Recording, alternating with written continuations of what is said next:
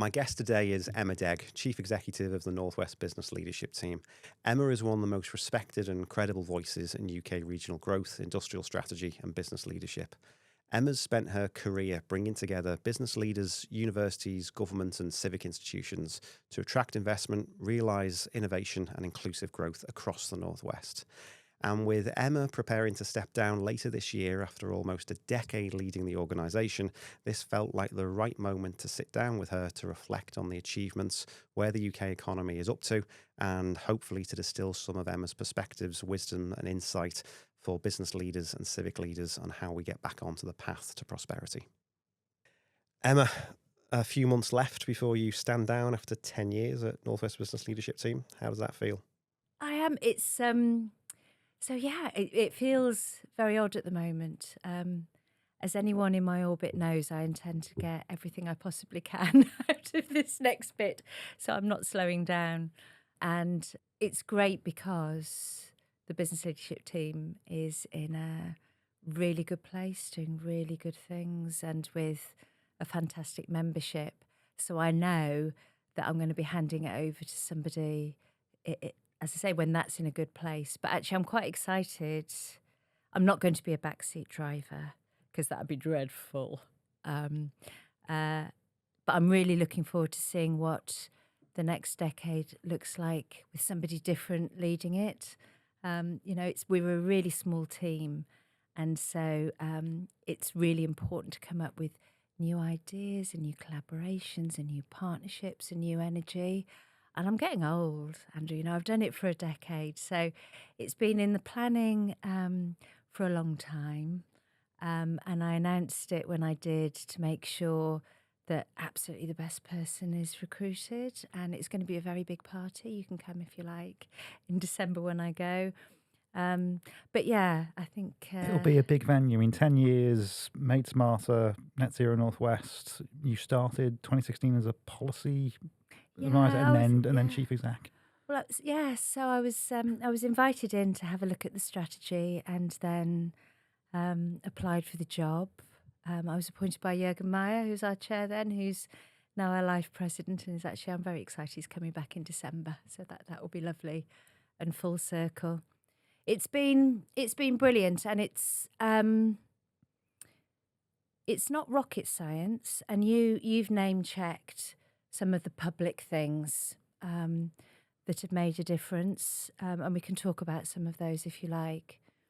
But actually, for me, it's been sort of a new chapter doing the same things that I always have done and that the Northwest does brilliantly, which is just finding friends, finding collaborations. My favourite Margaret Mead quote, the American philosopher, is, "All it takes to change the world is a small group of committed people." Indeed, it's the only thing that ever has. And we've named one of our policy social get-togethers the Mead Group, not after the alcohol, but after that. But that's really what I've done for 10 years. And I really hope that continues. And we're at a really fractured time. So I started off my career pretty much after politics in the Regional Development Agency, which did brilliant things, but a lot of that was about leaders coming together, public, private, universities. This is Blair Initiative, this is when the RDAs It was came one along. of the first acts of the then Labour government. It was a John Prescott initiative, actually. It wasn't a Blair initiative, and came out of Lancashire. So, okay. Yeah, if you talk to Frank McKenna and co, absolutely. It was, and Louise Ellman and David Taylor and so on, who had an awful lot to do with the first Green Paper on regional development. But it's based on the theory that you have to focus on places and bring sectors together to be able to really drive economic growth. And if you look at productivity, the time that productivity was really boosted in the Northwest was at that time. Now, that's not saying we should go back to RDAs. It's really not. And there was a big democratic deficit that devolution has helped and is helping to address. But we do need to make sure, and I bang on about this a lot, that we don't lose sight of bringing everybody together in co-designing things. It's why I love Novel. It's why I love what you do, which is why I'm doing this today. is that in the end, sometimes you've just got to decide, where is there a common purpose, a common objective?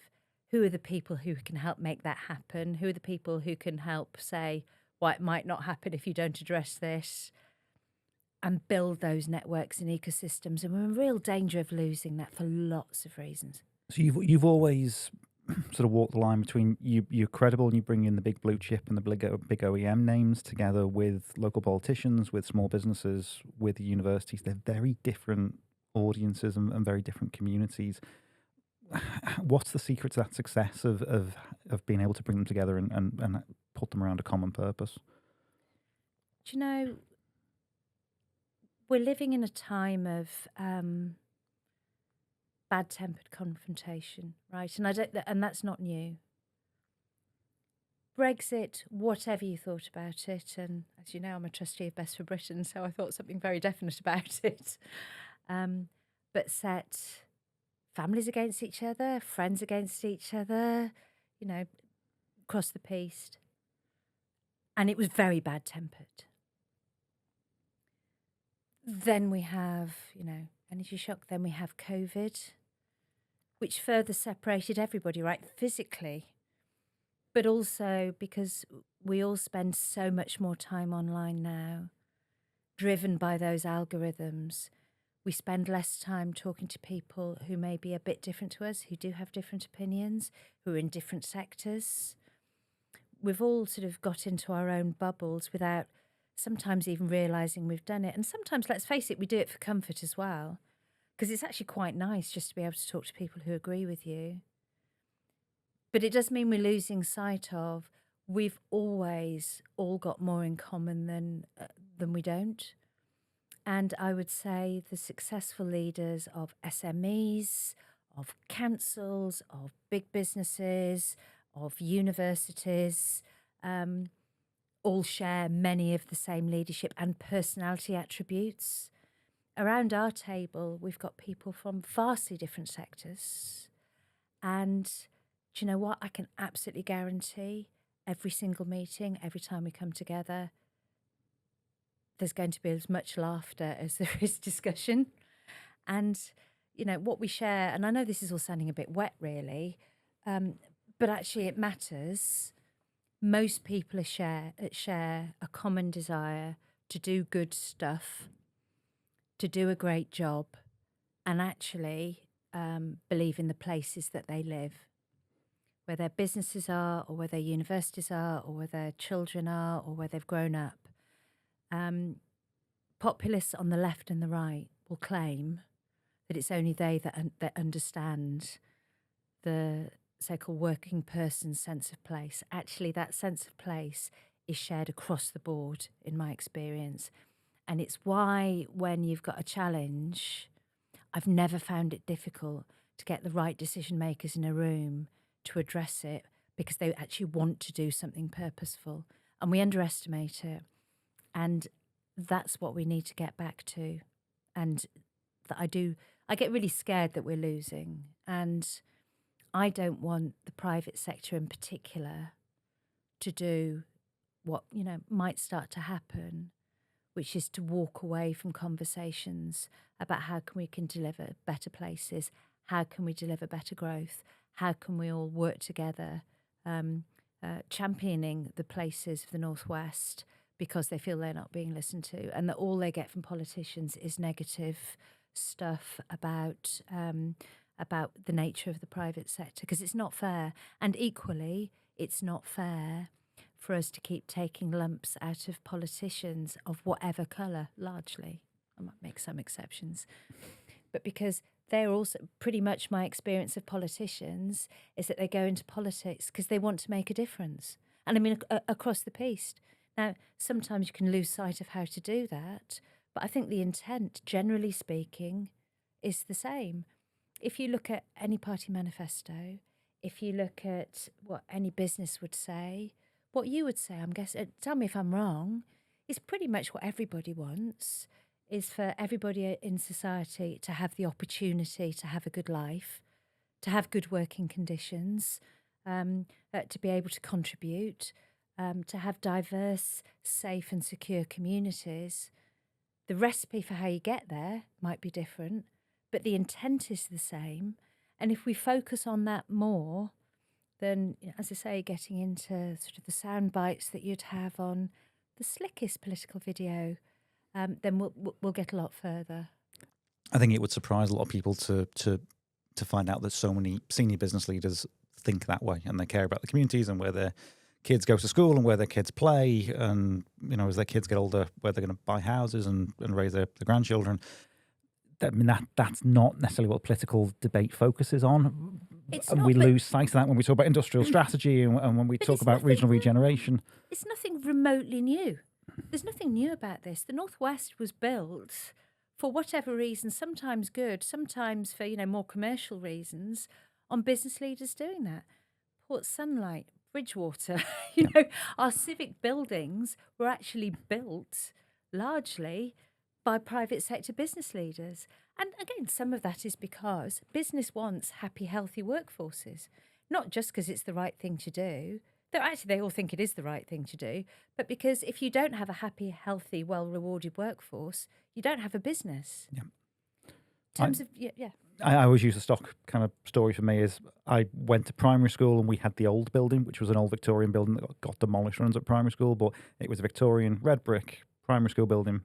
I then went to a red brick university and were surrounded by old buildings which were the original Royal Hospital, which was a red brick hospital. So it was those Victorian Edwardian philanthropists that were like, I'll build schools for the next generation, the workforce, I'll build hospitals to keep the current workforce healthy, and I'll build universities to do the research to keep my business competitive.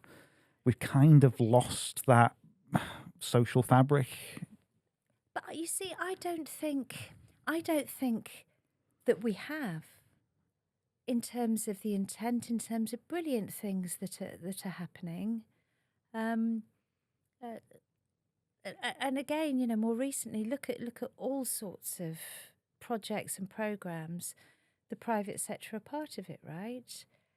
I just think that we've lost that personal connection that identifies it that way. It's really interesting, if you ask, survey after survey shows, if you ask people what their view of business is, quite often they will have sort of the stereotypical, PLC, don't care about anything but profits and so on. If you ask them about their employer, they'll give a different answer, including in those big businesses. And, to be blunt about it, and I'm not knocking SMEs because I'm a champion for them. I am. Absolutely. But it tends to be big businesses who are ahead of the curve in terms of employment rights and all of those things, because they can afford to be, right, and afford to invest in those ways, and it's a bit easier to do. I just think we need to understand that people are people, whether they're at work or outside it, and how do we have those honest conversations about how we can deliver real progress. And as you know, we do very little publicly as a business leadership team. It's not because we're some secret organisation or anything. It's just we're just interested in getting things done and actually having honest conversations that are trusting, where people can share weaknesses as well as strengths, is how you do, get partnerships sort of off the ground, really. So you are known as being that interface and that credible, authoritative, trustworthy, respected arbiter between public and private sector. You're a comms person and a PR person by background, is that fair to say originally? Sort of. I was a technical writer originally, then yes, worked in public so affairs and internal creative communications background and so on.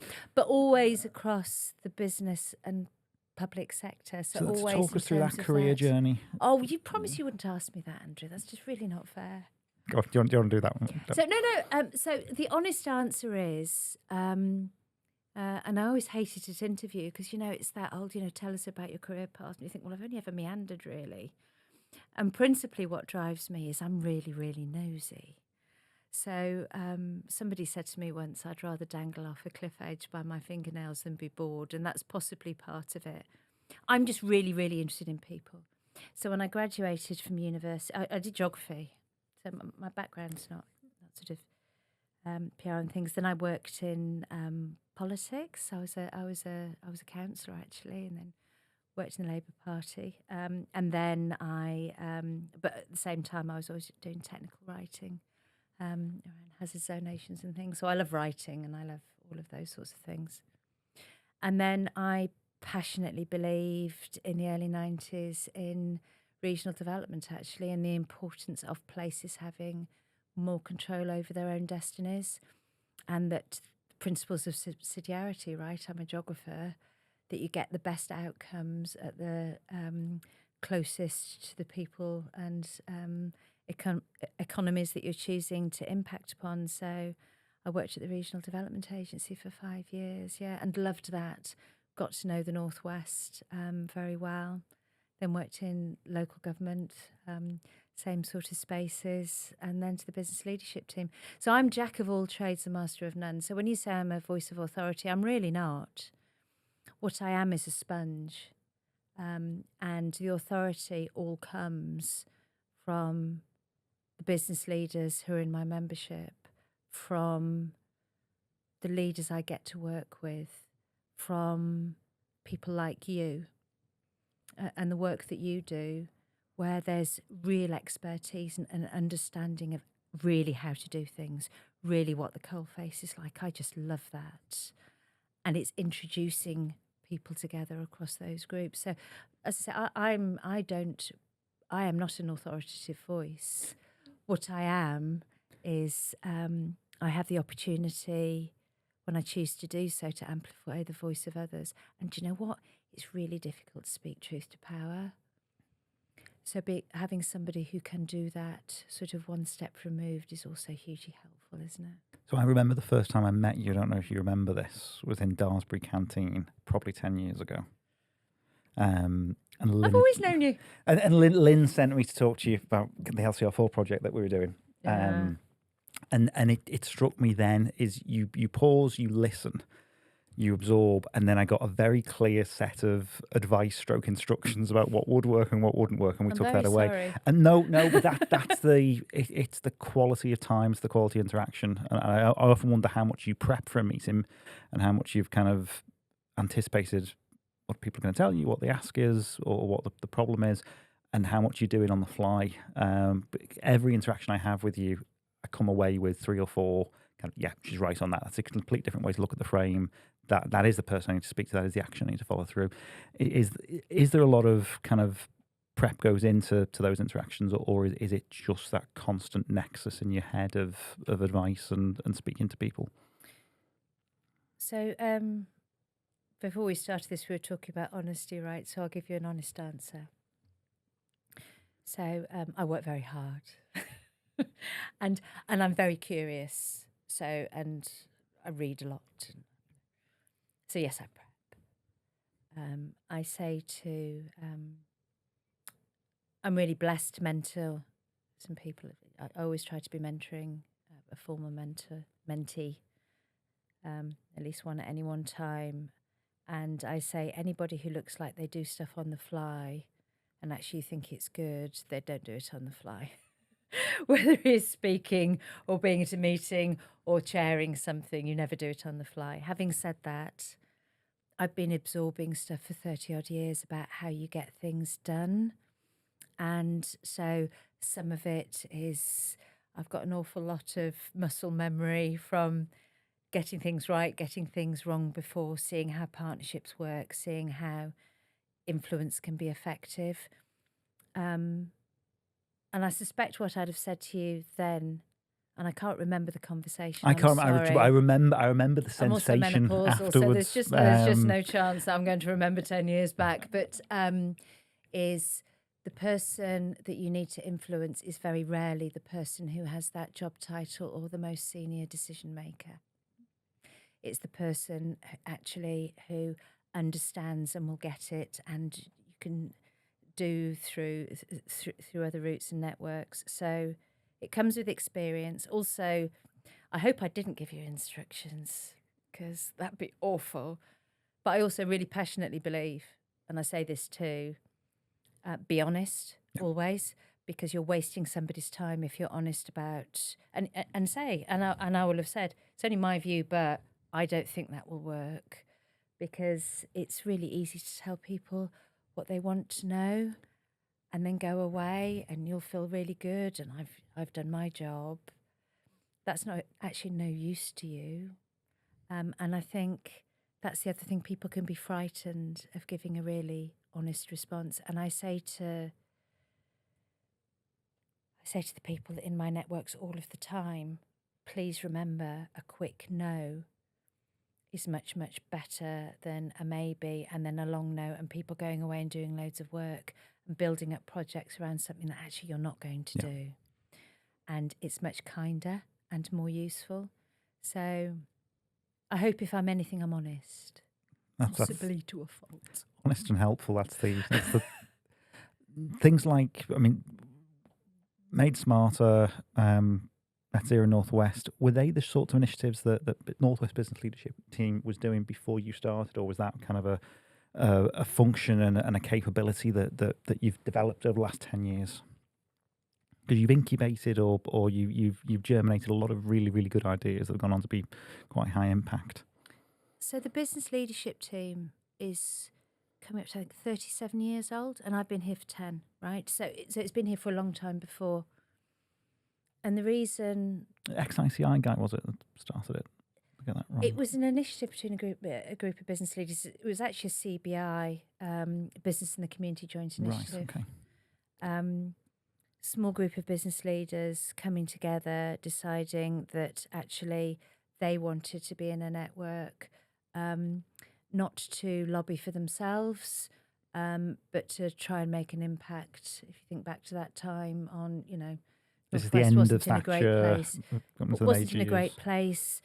Things were starting to happening all over the place, including the Michael Hasseltine work in Liverpool.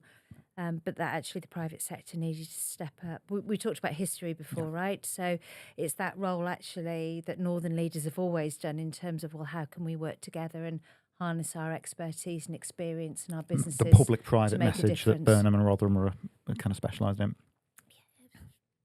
Going back to then, and so always did good things. And I should say my deputy, Katie Bray, was there from pretty much the beginning. And she doesn't like me saying that in terms of... She looks better than me, by the way. Less mileage. But always do good things.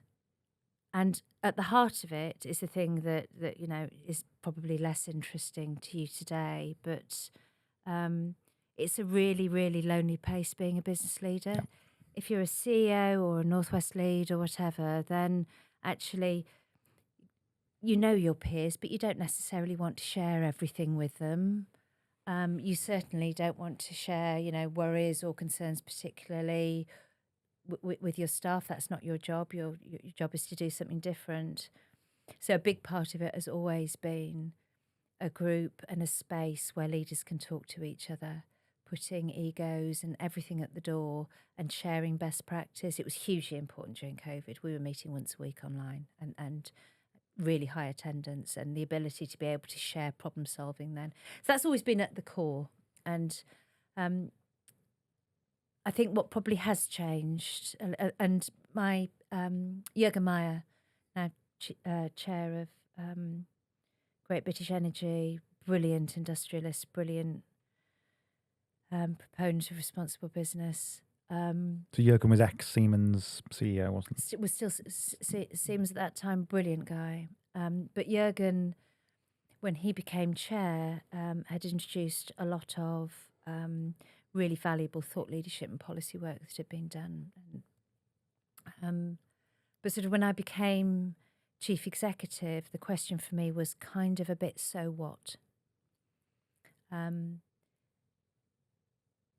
It's really important to create policy pieces. It's really important to do that thought leadership, but it's how that becomes something that doesn't just sit on the shelf and what you do with it. And we've all seen brilliant reports that then actually,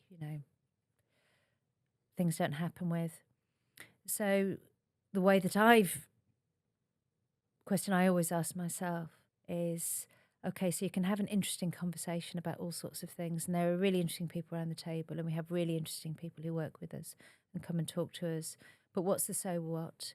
What's the bit that we can actually make a difference to? So the mantra is we never duplicate what anybody else is doing. Where there's things that are happening in whatever sector that are really good, how can we support those? How can we bring the power of those businesses behind it and look at how it can be scaled and shared, better resourced? And in those places where something isn't happening that we think should be happening, how can we incubate that? So I guess I'll give you two examples. The one I'm proudest of, I'll leave for a minute, but Net Zero Northwest. So the Northwest is incredibly rich in potential for industrial decarbonisation, generation and so on, but almost too rich. So we're a big place, we're a complicated place politically as well. We have mayors, landscape changes all of the time. What we were being told very much from Whitehall, but from business as well, was the story is just, very complicated. So we put all of the right people we thought in the room. And initially we had a cluster that we got Andy Burnham and Steve Rotherham and the then Local Enterprise Partnership for Cheshire and Warrington to endorse.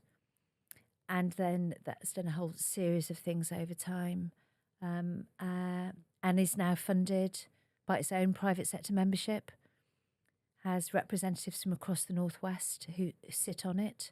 So it's a coordinated way, funded by the private sector, that's additional capacity for the public sector in terms of actually getting those really big projects delivered. So sometimes you just got to get the right people in a room and say, look, we need to do something about bringing sectors together. If we're going to deliver net zero, how are we going to do that? And it's got a brilliant chief executive, Jane Gaston. They're now our strategic partner. So we were very, very involved at the beginning, incubated it, and now they're our strategic partner and we sit as part of it because it works. The one I'm proudest of, though, is United for Ukraine, actually. And post the invasion, had a number of members who have had offices in Ukraine. Okay. And everybody wanted to do something at that point, didn't they, in terms of providing support. And the right answer is very rarely, by the way, to send stuff or do those sorts of things. Yeah, write a check. Checks are good to the agencies who are coordinating on the ground. But I wanted to see how we could, actually going back to the first principles of the Northwest Business Leadership Team, right? So what does business do that we could bend into actually providing support? So put a lot of people on a call, our members who are interested, some of our public sector partners, particularly the Growth Company, Greater Manchester, others. And out of that, United for Ukraine was born. Cost nothing additionally. No particular endorsement for government, though they now recognise it as a really important thing. Mark Hughes, brilliant managing director of the Growth Company in Greater Manchester, got endorsement to bend existing employment schemes. And what the private sector did was to provide employment opportunities for evacuees from Ukraine. And we learnt loads through that process. Number one, my additional idea is that, well, we've got real shortages for engineers and so on. So this is perfect. Ukraine really strong on engineering. Yeah. Stupid and naive. The men were not leaving Ukraine. It was women and children. So what was actually needed was jobs that weren't necessarily in our membership as well. So retail and hospitality and a whole load of other pieces of support for people absolutely traumatised. That's now helped over 1,000 Ukrainians into work. I think over 7,000 direct support in terms of those evacuees. That's just a Northwest initiative. Just pretty much the Northwest, and is now funded and run by 3 brilliant Ukrainian women out of the growth company. So really, really proud of that. I don't do the work on that. I was just the stupid person who thought the wrong thing. But got the right But you people learn together. but you learn as you go along, right? Wanted to do the same thing, incidentally, in terms of asylum seekers from Afghanistan and so on, but you can't do it in policy terms. So Right. we continue to push that, really, in terms of the de-skilling of talented people fleeing war zones, that we can't actually get them into work. But that's another podcast, probably. But it's, again, the right people in a room, prepared to fail and look stupid and get to the right answer. So, yeah. Is that part of the space that Northwest Business Leadership Team provides? Is that space where you can kind of ideate and not just bring the right people together, but kind of exclude the bad ideas or the less good ideas and get to something that's actionable? How do you go from being that almost think tank in the Northwest to things like Made Smarter, where it's a national initiative? How does that happen, that you refine an idea to go beyond a policy brief or a paper to being there's a plan? So Made Smarter was very different. So Jürgen had been asked by the then, Secretary of State, Greg Clark. Greg Clark. Greg Clark. I do apologise. Very good Secretary of State, but I remembered part of it. There's So been a lot of Secretary of States since there's then. been a few. Yeah. To conduct a national review, and Jürgen was quite the best person to do it. And incidentally, again, we can learn from that. Say, want to do something about this particular policy issue, get the right person with the right expertise to get the right group of industrialists in the room, come up with the right review. And that was just serendipitous. That was right people, right time, right problem. So Made Smarter in terms of the Northwest was Jürgen asked if I could look at how we could run a pilot for the rest of the country in the Northwest and what that would look like. And that was, I thought what was needed was a bit of a triage process, really. So brilliant stuff happening. So absolutely, Liverpool 4.0, brilliant stuff at the most advanced end, I think it's fair to say. Lead had been born out of the University of Lancaster, brilliant business school there. The remnants of the Manufacturing Institute were in the Growth Company in Manchester. So really good things happening. But rather than invent something new, how could you bring those different components together? So in terms of Lancaster, brilliant expertise in terms of leadership work with SMEs, particularly in the manufacturing space. So how could that work be included in it? Brilliant business support activity coming through the Growth Company, and as I say, from the manufacturing stuff that was there and the advanced things that happened here at Daresbury and in the Liverpool City region. Because sorry to get a bit nerdy about it, SMEs think that it's being repeated with AI now, right? So an SME will think, I need AI. I've got to do something about AI. Will go to a private sector provider, be sold something that won't necessarily be the right bit of kit, and potentially won't have done the process beforehand about, well, actually, how do I make my business productive? What are the things that I want to achieve? What is my business plan? What I as a leader want to achieve, before looking at then what's the right AI to help streamline that, or what are the right technical solutions in terms of doing it? Because if you digitize an inefficient system, then you just bake in inefficiencies, right? So it was about how you do that. So it was, I don't know if you remember, so the design rooms for that had sort of 30 people in, and then latterly we had DBT involved in there as well. Came up with a proposal that was endorsed and funded by government and run out of the Growth Company and has been running. It's now been adopted nationally everywhere. And so our role was that putting the right people in a room, driving some of it, doing some of the arbitration across people who don't necessarily normally work together, helping to decide who's going to be the accountable body, which is always when the rubber hits the road. But yeah, so that was made smarter. So that was a national invitation from Jürgen that we picked up and ran Were the with. lessons from that you took for United for Ukraine? Is there any parallels? Very different challenges, but or any, because there are other examples.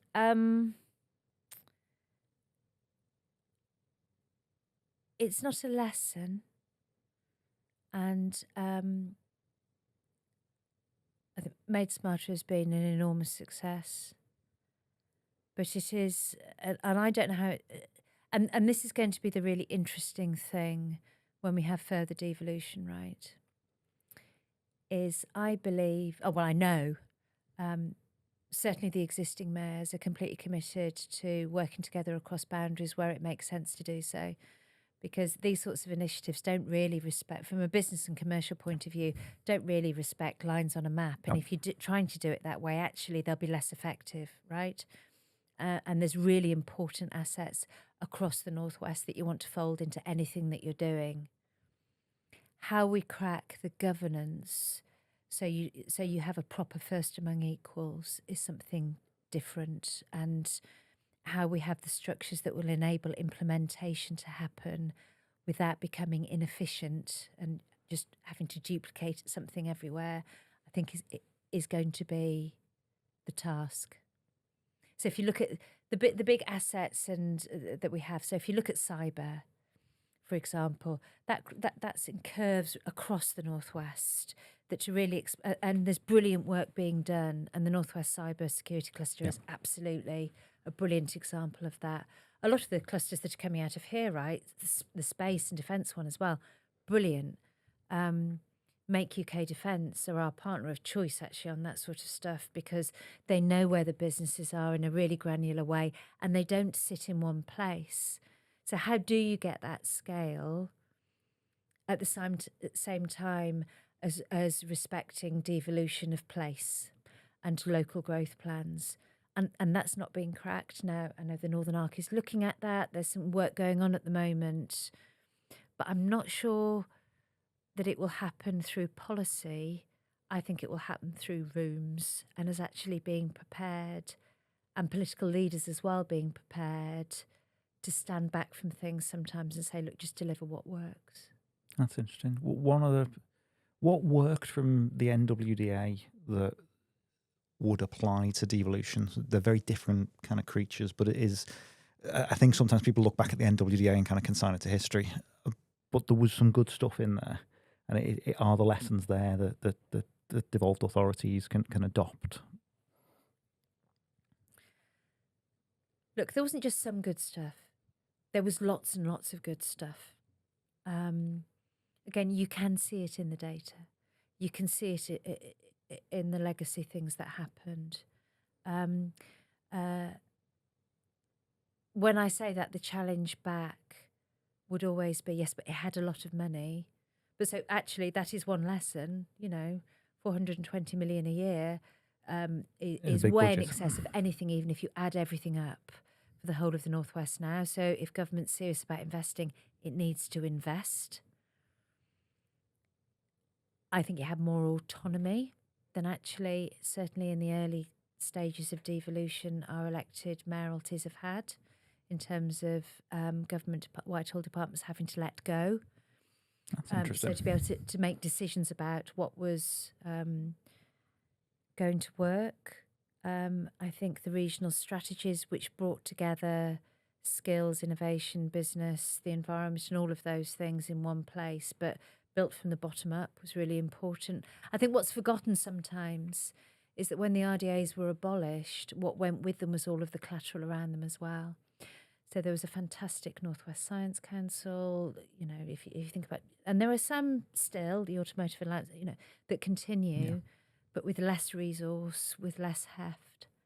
But there was also significant private sector leadership, and I worry about that, and I worry about the election cycles. So is a democratic deficit, decision-making happening without votes, is that right? No. And that's been addressed. but with the best will in the world, our mayors are facing 4-year, sometimes election cycles. They have to be elected. They have to be demonstrating short-term impacts for local people. And the economy and growth is just one component of all of the other things that they're having to deliver, whether that's from housing to policing to anything else. And you and I both know, being of a similar vintage, economic growth and impact takes a long time to see results, right? And the Chancellor can be forgiven for the current figures because it was a long time in the making. And you don't do it on a 4-year cycle. Yeah. So, I'm approaching retirement. So, well, not retirement, but doing other stuff. My challenge back is always there's stuff that isn't electorally attractive. There's stuff that you're never going to have that level of expertise sitting, within combined authorities with the best will in the world. So give us stuff, We'll report back, we'll make sure the democratic stuff's in there, but there is more capacity, I think, that can be harnessed if we can focus on some of those longer term things. The more strategic stuff and the leading rather than the... Net zero is not going to be delivered unless we sort out the really detailed implementation that's around grid networks, right? That's around all of that sort hard of stuff. The really hard stuff that we need to make sure that we've got the engines that can deliver on that. And I worry a lot. You touched earlier on kind of your mentoring and you kind of got to do stuff with young people as well through We Mind the Gap. How do we create that kind of intergenerational skill set? Is one of my fears as you kind of step down from North West Business leadership team is there's no one like you in the community. How do we make more folk? How do we get more folk engaged in the public-private space, in the public service space, recognising that private enterprise is key to it? You mentor people. How do you bring those leaders along? Because not everyone starts as a leader. I remember my former chief exec, I don't know what happened on the day. He was stressed. It was an after-hours kind of thing. And I remember he had his glasses on his head and he put his hands behind his head and he looked at me and for some reason said, "I wasn't born this way." And it was just he wanted to articulate that his life experience had made him the person he was. How do we get people in a mentoring role? How do we create the leaders of the next generation? That's more than one question. It is. So I'll let you take some time to unpack that. So if I ramble on. Go on. So the first thing, there are lots of people like me. And most of them know more than I do about most of these things and are all absolutely as committed. I just happen to be the person who's sitting in this chair at the moment. So there's nothing special about me. But we need to make sure that we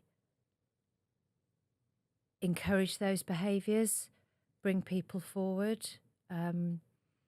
I have not met anybody in business,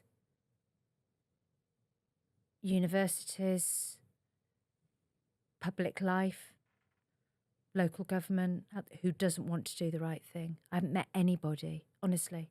They might have different ideas about how to get there. Understanding what some of the problems are might be gaps, but that's resolved by bringing people together with different perspectives and points of view and actually looking much more at what we have in common than that which are different. I see the same brilliant leadership behaviours in the best university leaders, in the best business leaders, in the best charitable sector leaders, in the best local government leaders. It's the same thing. We are all essentially people at the bottom. We just have different pressures and different bubbles at the moment, right? So we do more and more online. We talk more and more about work-life balance. We understand much more about mental health and resilience than ever have before, and we have less time to actually do that. I was talking to a business leader yesterday, and they were just knackered. and they're responsible for leading big, crunchy things. They're also responsible for doing things.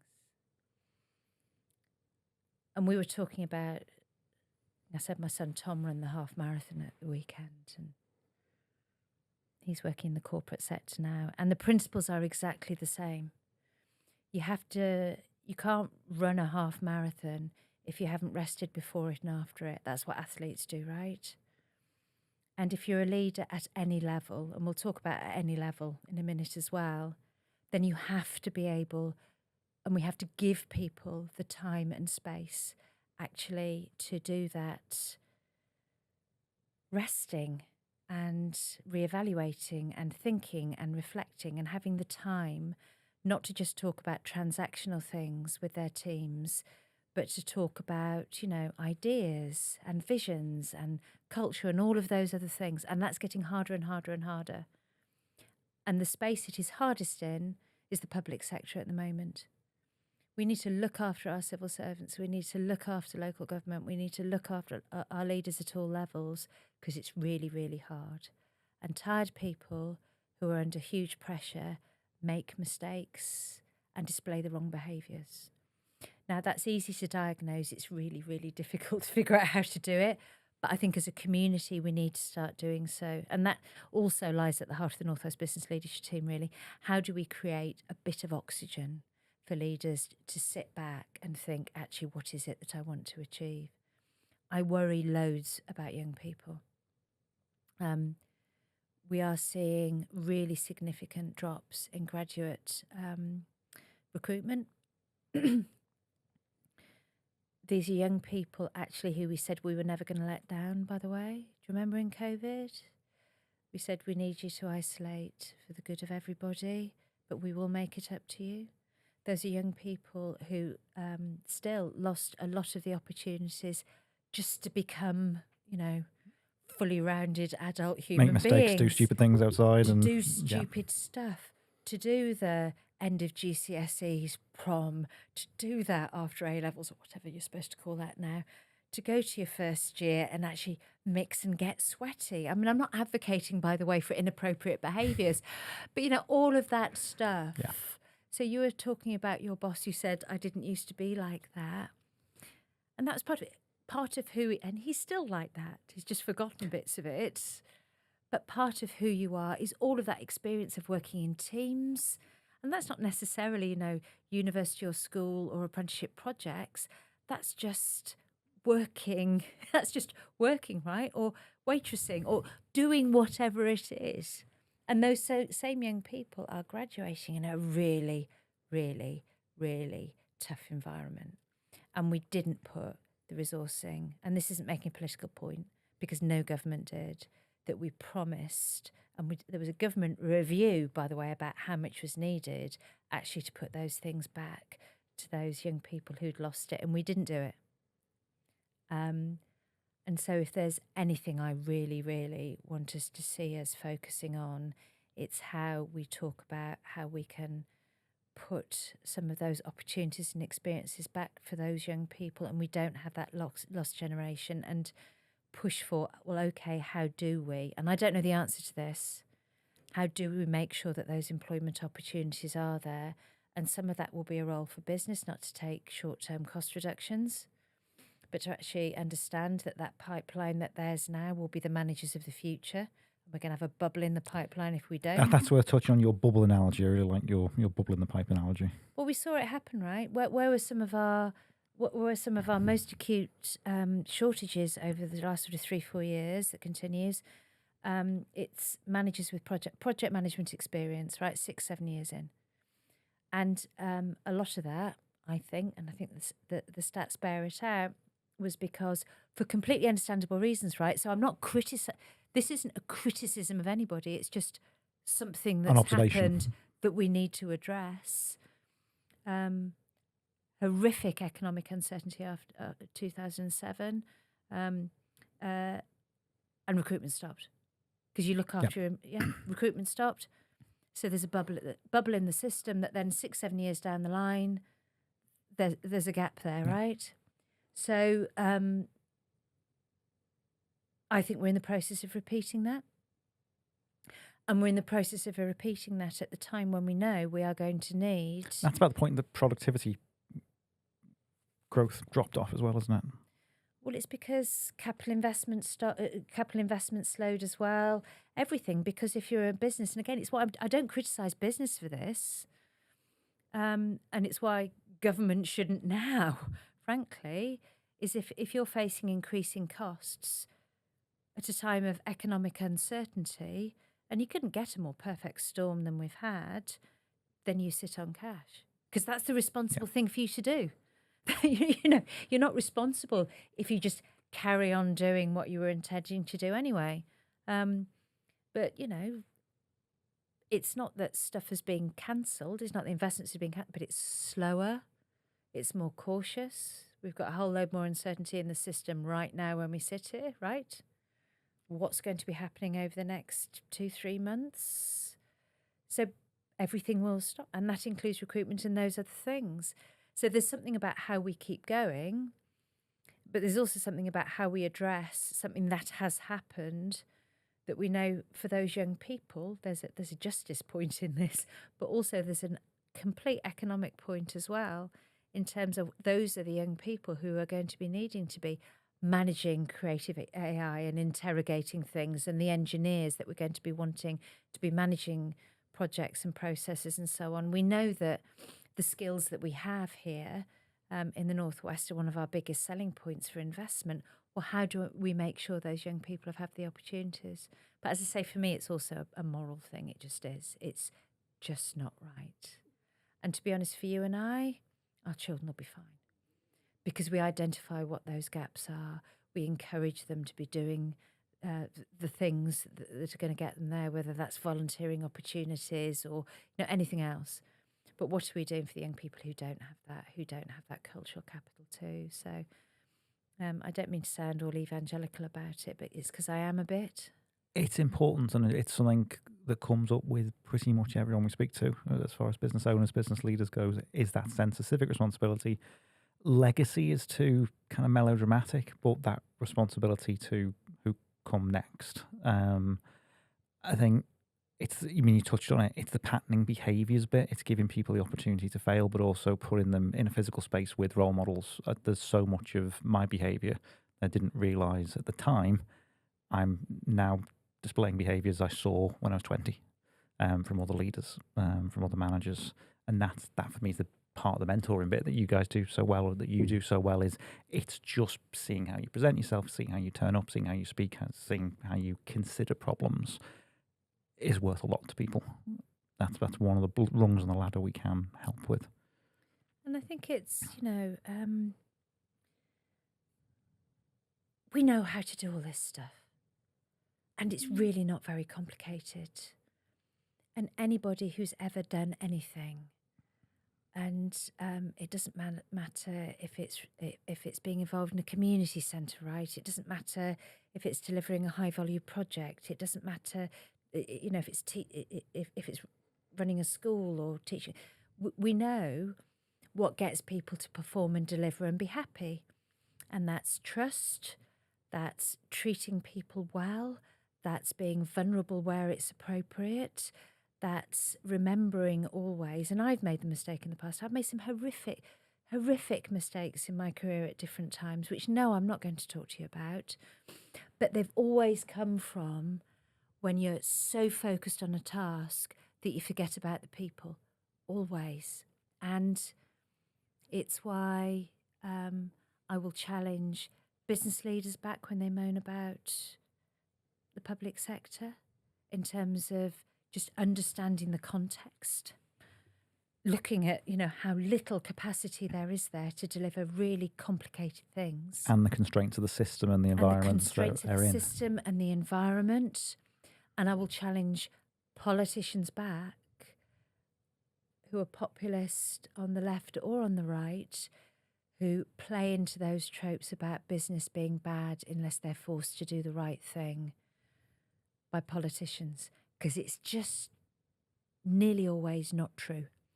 The best, the businesses the people who will always be crossest about bad business behaviours hitting the press our businesses. Because it's so it's just really unhelpful. But what we've always had in the Northwest, always, and it's why I love this place, honestly. And it wasn't my home. I chose to came here, chose to stay. I thought you were a Chester girl. I didn't realise you were from... No. I came. Yeah, that's a whole other story. I chose it because I think people here largely judge people based on merit, not judgment, not on where you went to school or any of those things, but on merit and on passion and on belief. And that's why public-private working has always been really effective here. And we just need to make sure we remember that in the new context, that actually just talk to people, just put people in the right space. And it sounds really woolly, but it is, That's the only thing that's ever worked. That's an interesting frame, kind of the new context. So we both kind of look and see what's down the road. What advice would you give to that next generation leader to say, look, there's some stuff that is going to happen, geopolitics, economics, demographics, there's some stuff that is going to happen. What advice would you give to somebody that's going to be sitting in your seat for the next 10, 15 years?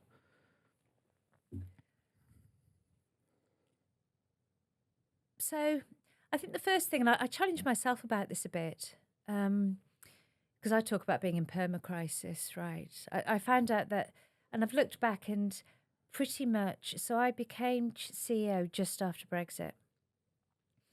And every year I've written, times have never been more challenging and uncertain over that 10 years.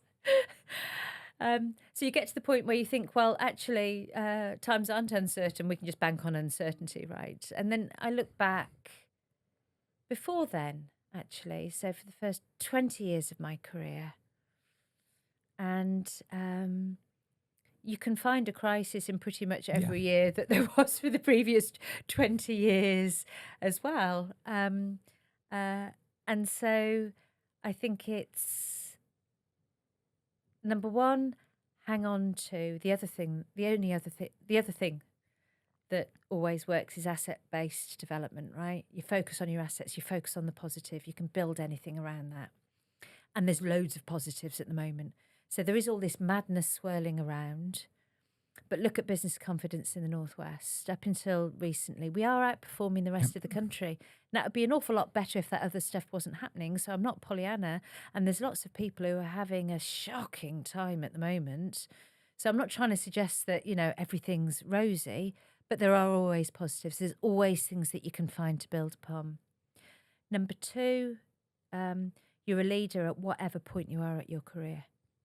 So in terms of developing your leadership skills, you can completely do that even if you don't manage anybody, right? That's about taking responsibility for what you do, looking at who else you can help, volunteering to do other things within your own organisation, and learning from the leaders who are already there by observation, and always being positive and always being part of the solution and being present and being hungry and being curious. And it's why there are real downsides to spending too much time out of the office on your own. And I really worry, and I know businesses really worry about young people, young graduates, young apprentices, more junior employees not having the opportunity of just being in the office. Because how much have you learned in your career through osmosis? Because that's how you learn most things, right? You don't learn from a management textbook or from, I banned, they ignore me, but anybody I mentor, I say, look, can you just stop looking at podcasts, ironically. But, we'll edit that bit out. But, No, not these sorts of things. I think conversate, great. Yeah. But the self-help. There's an awful lot of self-help stuff out there that I really, really query. The self-loathing, self-help, productivity, industrial complex. Really worry about some of that sort of stuff. Your problem is you're not productive enough, and I've got a course to sell you with 10 steps. Yeah. So it's all of those sorts of things, because the truth has always been, you cannot become the type of leader that you're not. And the most effective leaders are the authentic ones, right? who don't talk in different ways to different audiences, who are front and centre in terms of their moral core, what they believe in, the standards that they have. And you have that from before your first job, right? That's family. That comes from the family behaviours that you... Or anything, you know, the person that you are is the leader that you're going to become. And it's about how you build upon that, about how you hone that, about how you learn from others, about what you dial up and what you dial down. You know, how do you create a network of people? You just make friends, do you not? You know, Don't be a muppet, yeah. Don't be a muppet, pretty much. Is don't be a muppet. If anybody ever asks you for help, say yes if you possibly can. If you can't, find somebody who can. And then do you know what? If you ever need them to help you, they completely will. Have you ever in your life, if somebody's asked you for advice, said no? Might not want the advice, but might not want to hear it.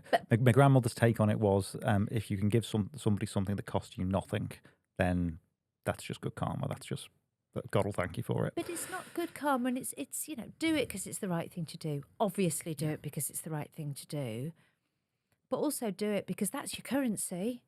Your currency and your demonstration of who you are. That whole resilience piece is really important. So one of the things we do with the younger leaders that we work with is to give them speakers and people to talk to who will talk about their failures. You know, what's the end of the world and what's not. It's fine to fail. Confess. You know, the only time you're ever pretty much going to get into trouble is if you don't tell somebody. But that's not about you. That's just about something that's happened, what you learned from it and so on. And that whole resilience piece, I think, is really, really important. And again, we're expecting young people to be able to do that when they've had less exposure to that in terms of all of that COVID stuff and everything else. And we've, you know, experimented on them in terms of social media. You know, if there's ever, you know, a polluter pays principle that we need to work on at the moment, it's that group of young people, isn't it? Polluter pays and social media as well is an interesting, The resilience bits, I don't think people talk enough about that. There's a lot of kind of idealistic management texts. You know, this is the way it's going to be, but it is that as you get older, you realise stuff's going to hit you. That sometimes you can see it coming, sometimes you don't. It's in work and in life. It's the, okay, keep going bit, and we don't tell young people enough about that. It is a case of you have to pick yourself up from failure and keep going. It ain't over until you quit. So don't quit. I think I struggle a lot, and I think a lot of people struggle a lot with finding the right language, to be honest. Because we don't want to appear like dinosaurs or as if we're unfeeling or all of that sort of stuff. So some authentic conversations are really difficult to have at the moment. So that resilience piece, I challenge back those who say that young people don't have resilience and they're snowflakes and, you know, expecting levels of support in the workplace that we never would have done. On the basis of, number one, of course they're resilient, for goodness sake. This generation of young people have faced higher pressure at school, a more difficult adult environment to negotiate. Again, come back to the online stuff. If you or I did something stupid at 17, there wouldn't be half a dozen people there with a camera phone going, oh, nobody knew. Couldn't put that online, yeah. And my mother still doesn't. But, you know, but it wasn't that. Nor were you exposed to...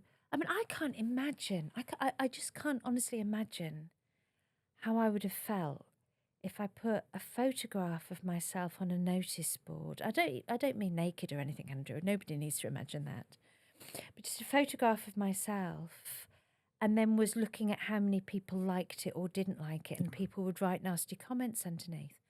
I just can't imagine. I can't imagine being a young man trying to negotiate my sexuality and my place in the world and so on, when the people who are telling me how to be a man are the Andrew Tates.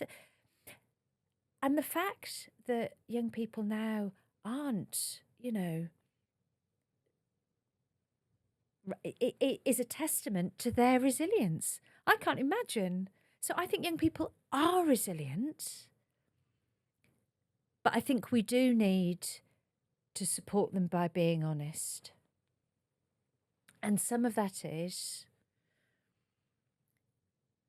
yes, you can work from home for most of the time and just get on with that task, and that will be fine.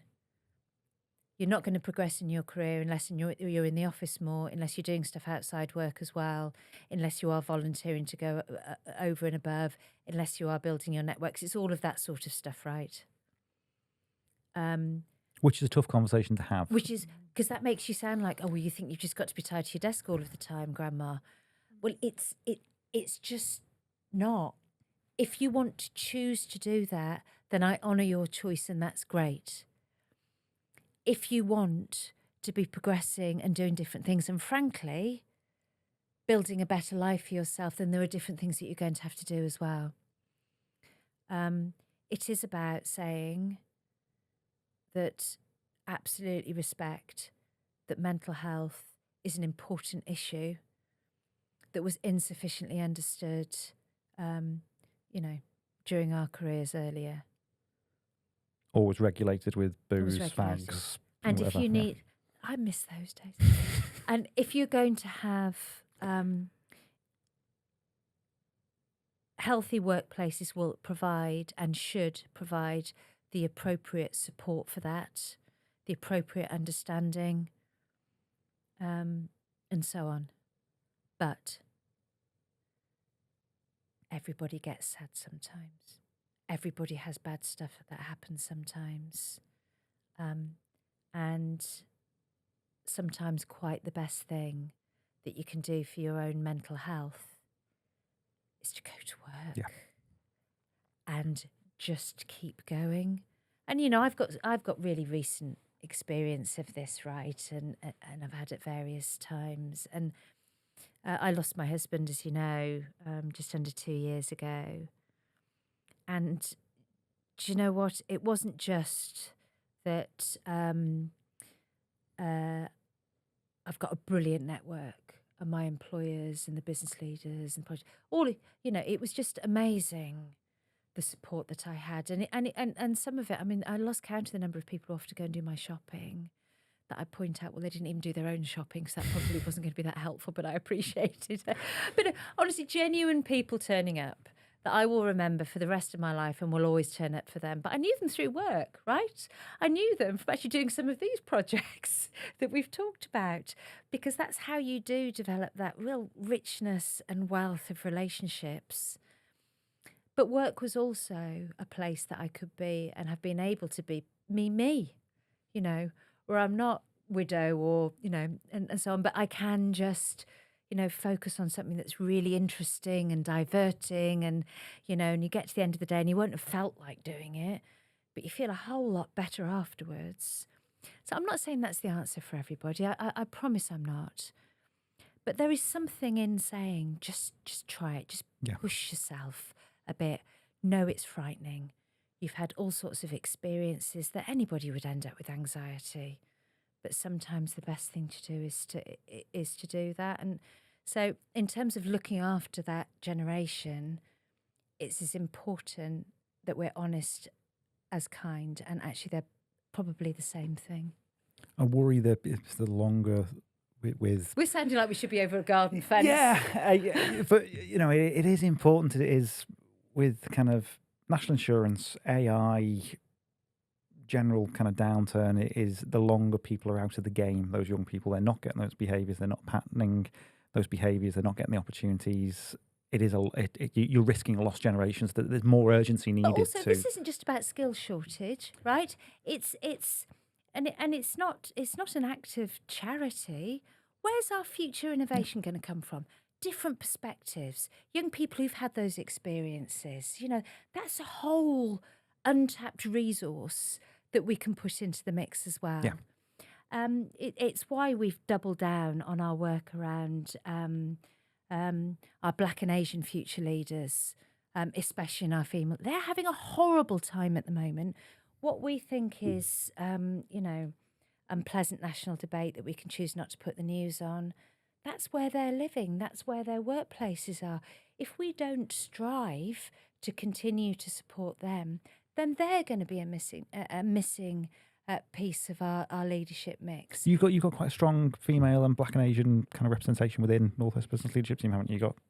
We're not sort of higher than the bad, average. but frankly, our work in that space came out of some of that original thought leadership that I told you about before I started, and that Jürgen initiated. And one report was about the productivity puzzle, how you move productivity. It's an endless discussion, isn't it?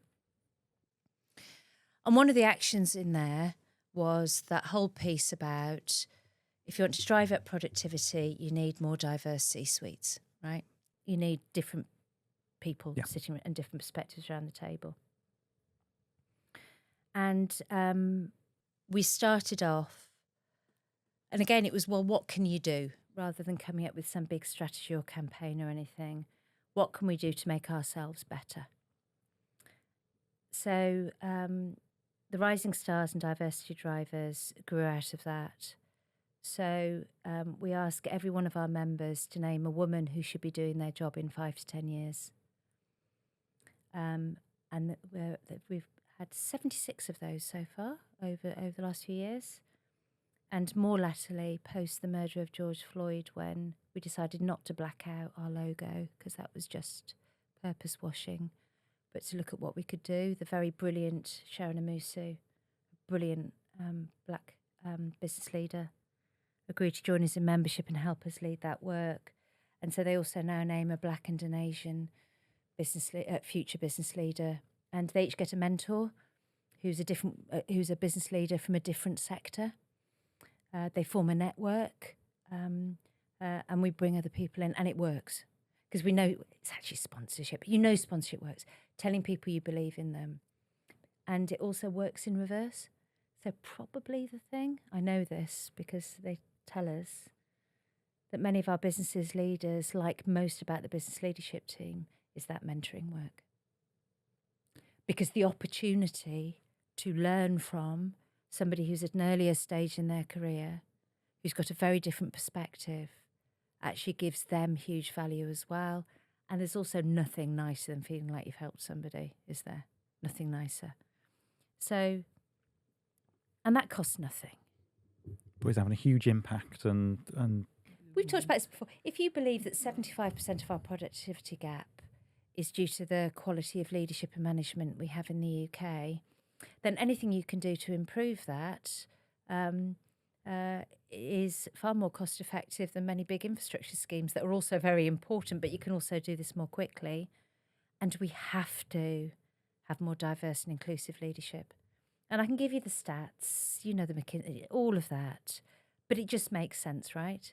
If you've got, and by the way, more than one Black and Asian leader around a table, women around the table, men around the table as well, by the way. So this isn't an anti-male thing. This is a we need everything thing. We need quiet voices around the table. We need quiet leaders. We need new, diverse leaders around the table. Then you're going to get a better outcome at the end, because you're going to better understand your customers. You're going to better understand your employees. You're going to better understand where new markets are going to be. It just makes sense. And so we need to lift all of that out of the current culture war stuff and just say, look, we're doing it the same way as I've always described it. We're doing it. It's because you'd be pretty stupid if you didn't. Where does that go from here? Kind of growing that. Well, it's another Northwest Business Leadership team thing that can you scale that nationally? No, we're not going to do that. We're not going to do anything always going with to it. keep the quality. We're not going to do anything. The promise that I made to Sharon Amusu when I asked her to start working with us, the promise we've made all along, that that my board would certainly expect my successor to honour, and I know that they will, is that it's just part of how we do things. It's just business as usual. It's not a pilot. It's not a project. It has very little It's part of external your profile. DNA. It's It is intrinsic. part of our DNA. If we want responsible business leadership, if we want the best possible business networks, then everybody's got a seat at that table. But we need to work to make sure that that happens. For other organisations, some SMEs, for universities that kind of want to take the lead from you guys, is there a way to engage with you on that stuff? Well, we'll talk to anybody, and we have. I mean, we had a brilliant report that was done by the University of Liverpool, because the truth about diverse workforces is that it doesn't just happen because you want it to. And there are really good examples, nationally and internationally, of where workforces have been transformed just by some basic steps to make sure that you're reaching out to the right prospective future employees and to make sure that your culture is right. So we have a publication that's on our website about which has some best practice about the things that you can do. So to give some examples, when you're recruiting, it's about making sure that you, if you're using search, for example, that you're stressing to them that one of the performance indicators you'll be judging them on is a long list that is diverse. And it takes more time to do this because women famously feel that they need to tick every box that's on a job description. Men famously, If there's I love you one for criteria, it. If there's one criteria, I'm clearly will qualified. be more Yeah. intended to think, I'll wing it. Women will take longer to think about it, will quite often wait to be asked, particularly on senior positions. Now, you can say, well, that's down to them, and partly it is. So part of it is that honest pushback. Look, you've just got to put your big girl pants on sometimes and apply for it and do it and so on. So that's an important part of the coaching, but it's being aware of that. There are similar dynamics in terms of Black and Asian future employees. And also, being aware that if you have, frankly, an all-white workforce, why is somebody necessarily going to want to work for you? So it's about going and having those conversations and being in the right places, in the right schools, and the right universities, and looking at actually going further downstream, really, in terms of where you need to be talking about your business and what you want to achieve. Where you have talent, which is already in your business, as a leader, make sure you're talking to them. I don't want to get political about this, honestly. Why not? But because it's not my job to do so, because it's my job not to be, actually. I support other so honestly, I'm not paid, and you haven't asked me here today because I'm Emma Degg. You've asked me because of what my role is, right? But actually, I think this is part of my role that I missed, and we all missed, and went on holiday with Tom in August last year. And we know ordinarily that sometimes something will happen, and we'll do a check-in with some of our groups about how they're feeling. If there's a violent incident or Southport riots and so on, that sort of stuff. And I'd sort of missed the flags going up, right? And we were driving back from Southampton, and lovely cruise. It's very nice. I'm old.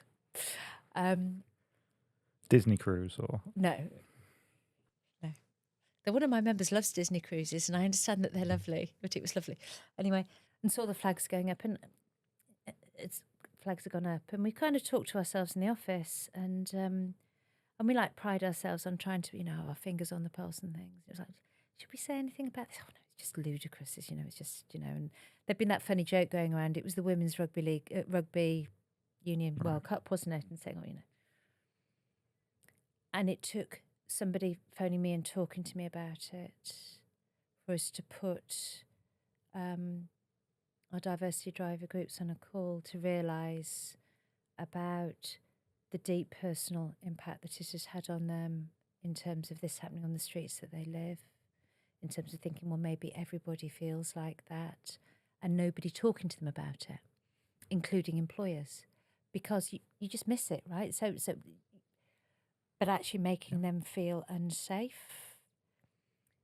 Now, this isn't me entering the flag debate about whether they should be up or whether they should be down, though I have a view. It is me saying, if you're an employer of somebody who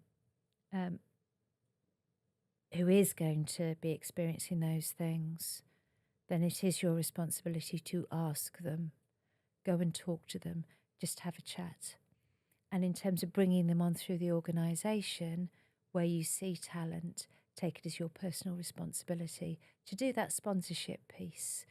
So yeah, that was a long-winded way of saying good employers respect that their employees have things going on in and outside work that we won't necessarily know about.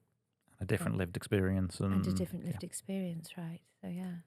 You talk about sponsorship, which I talk about a lot, and it is different from mentorship, and a lot of people don't get the difference. When did sponsorship become kind of the focus for you guys as more than mentorship or alongside mentorship? Is it? Well, it's mine. It's not the BLT's. The BLT talks about mentorship, and it's right. And there's loads of conversations because sometimes it's actually moving between the two, isn't it? Yeah. So it is mentorship. I try and always talk about it as sponsorship because it is a different thing. And it's a thing that historically some people naturally have at work, right? Where they will go and ask for opportunities or be identified as somebody who, you know, an opportunity can be put in front of. Whereas I say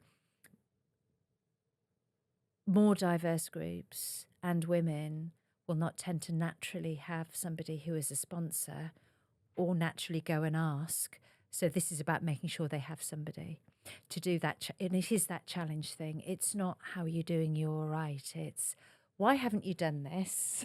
And, you know, of course you can do this. And it's a very, very different role, right? So, yeah. It's that drive in somebody as well as say, look, you have potential. We're saying I'm you've got gonna belief, support you. right? Yeah. But also providing those opportunities and that, you know, we talk about it as, you know, the T, isn't it? You know, it's how you broaden out those opportunities. And so, yes, you can go and ask for them, and we encourage people to go and ask for them within their workplace or elsewhere, but also where somebody isn't naturally getting those things, to make sure you've clocked that and are providing it around them. Fantastic. If you could give your younger self advice, what do you think you'd, you know, if you young exec coming up today, what advice would you have given your younger self? Use better skincare. Worry less. You know, it's there are real downsides to getting older. And maybe it's just more acute for me at the moment in terms of my lived experience of the last few years. But it is true.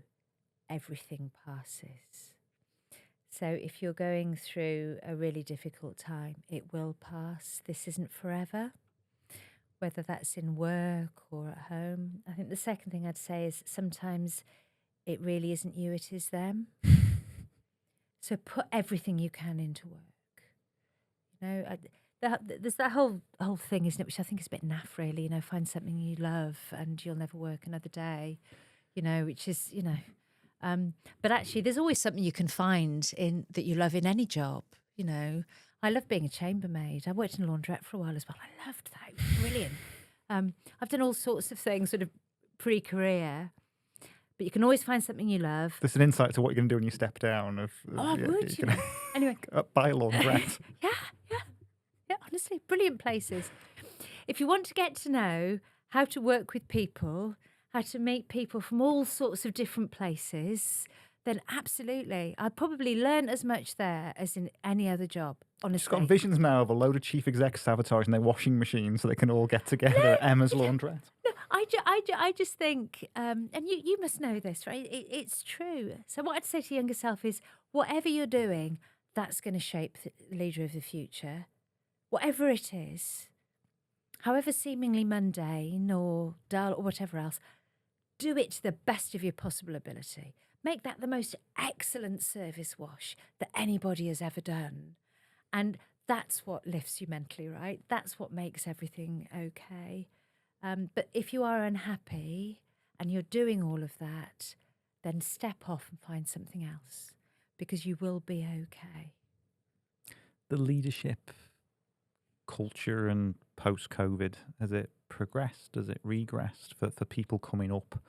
Possibly, idealistic, if you're giving them a route map to some of the stuff you're going to have to do and some of the stuff you can opt out of doing, where are we heading as far as kind of corporate leadership culture is going at the moment? I think I worry in terms of the most senior leaders that the pressure is only building. And it's that whole piece about how we look after our senior leaders and make sure that everything doesn't just become about numbers again. Is that a systems thing? Is that an economy thing? I think it's a community thing. All of this is communities. The business community is talked about as a community for a reason, right? That's what the Northwest Business Leadership Team is. It's what something like Downtown in Business. It's that community thing that actually we need to look out for each other. And that was one of the unexpected things the novel was you articulated it earlier, is that peer group that you don't work with, who don't work for you, who you can just say, I've had a shit day. I had a shit day, or I've had a brilliant idea.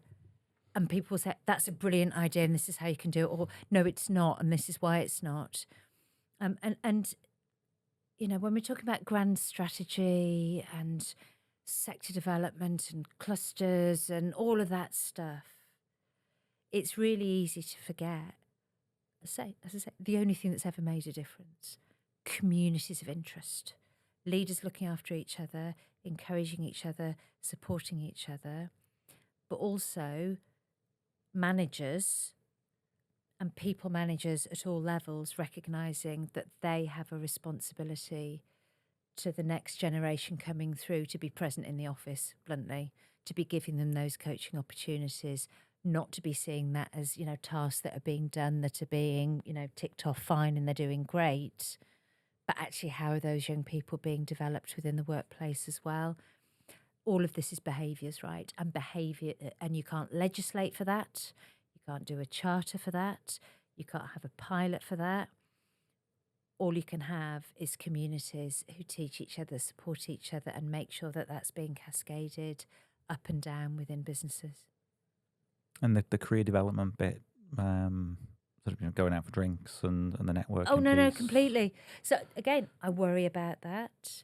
How much did you learn for the drink after work? How much did you learn from the social? It's for me, things? for young people. It's it is work. I think there's a booze up or there's a reception or there's an event you go into. It's like, I don't really want to be there. It isn't necessary. Yeah. It is work. It is as important to your career development as what you do in the office.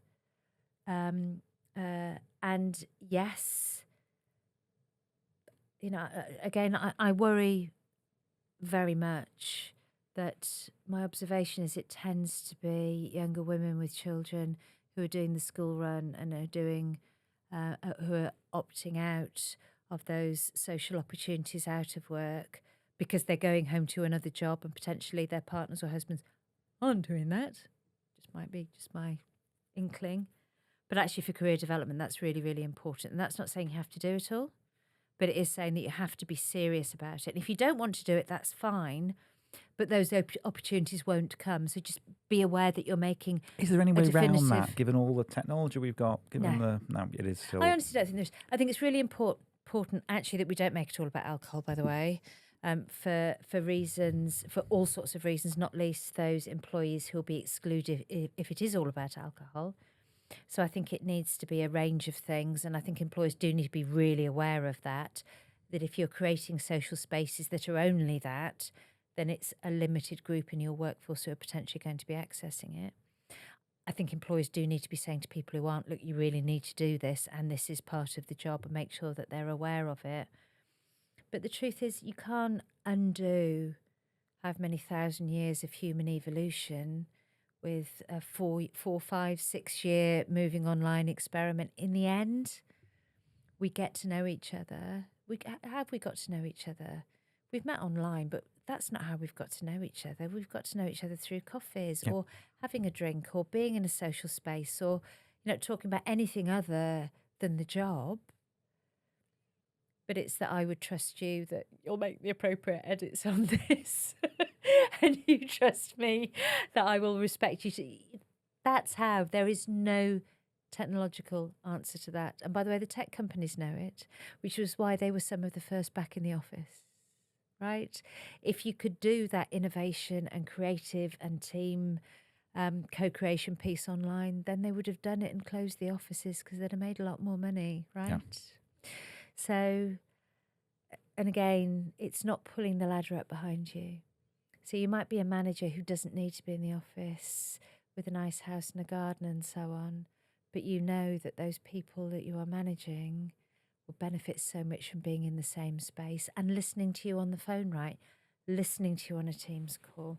It's that stuff that happens just by osmosis that doesn't happen online. And the seeing when you're excited and seeing when you're stressed and seeing when you're concerned, because they're not necessarily the beats or the rhythm that somebody would expect. You might get off a call and somebody's expected to be stressed out, and that was a disaster. And when you've got nope, that went. And when you've got a leader or a manager who's stressed or worried about something or has got a massive piece of work on, you're in the same space that you can step up and say, "Can I give you a hand?" Yep. And there's so many people who would say the sponsors they found in their career were those that started off with a conversation with them saying, "Can I give you a hand?" I remember standing in a doorway offering to give somebody a lift on something. But, you're a big reader. Oh, well, first of all, I like the analogy of not bringing the ladder up behind you. That's a really good one. I do like that. I'm going to use that. You're a big reader. What would you recommend on leadership as books? Not necessarily. I'm not thinking leadership textbooks, but fiction, poetry, whatever. What's given you a different perspective over the years?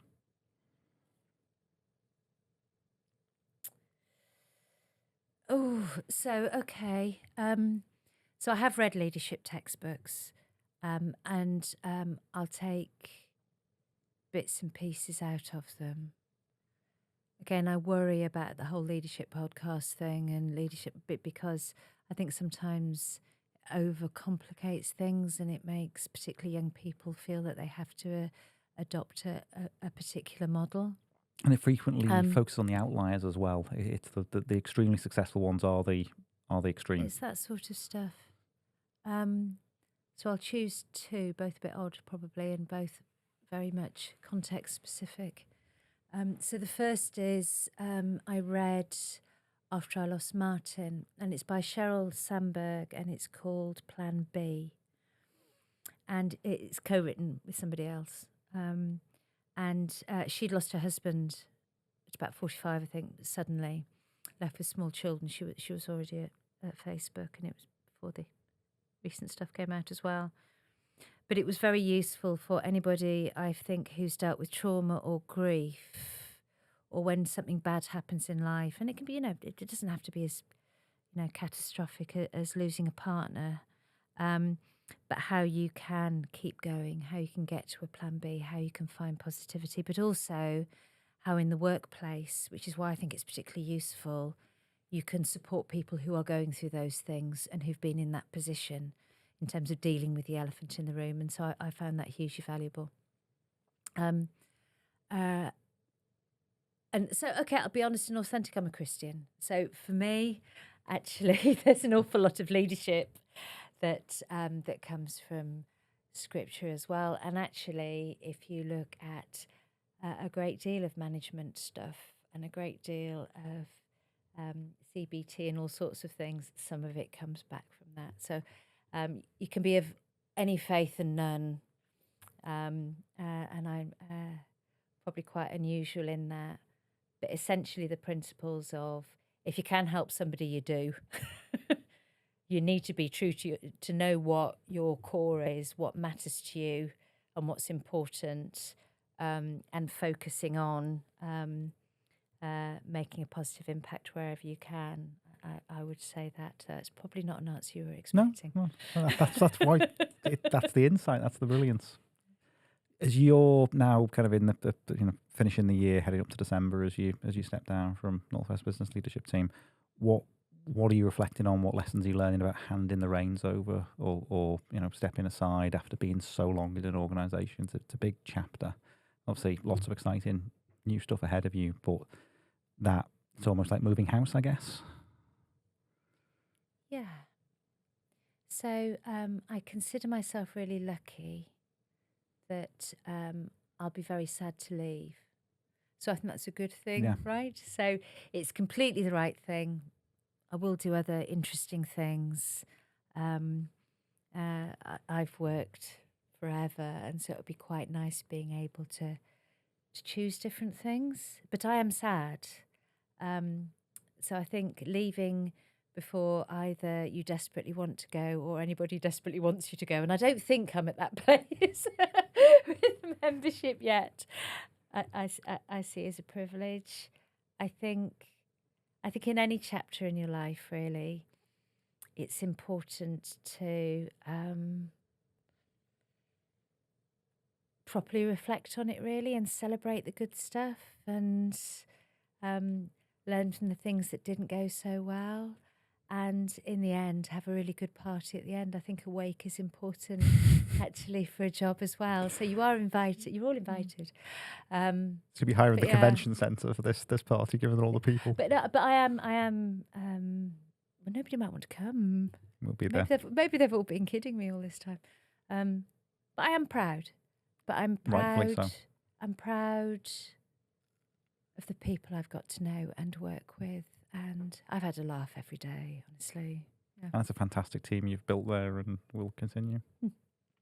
Fantastic. Emma Degg, we hope you stay on the scene and we know you'll continue to do great things. And thank you so much for joining us today. Thank you.